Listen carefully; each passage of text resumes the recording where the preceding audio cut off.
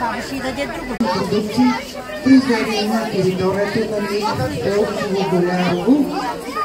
Един от нашите участници е земеделската производителка Габриела Гечева.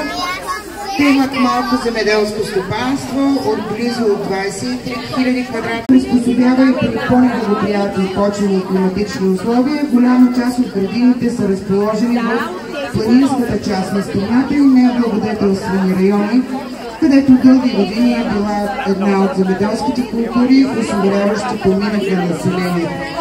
Сливите проявяват добра устойчивост на суша.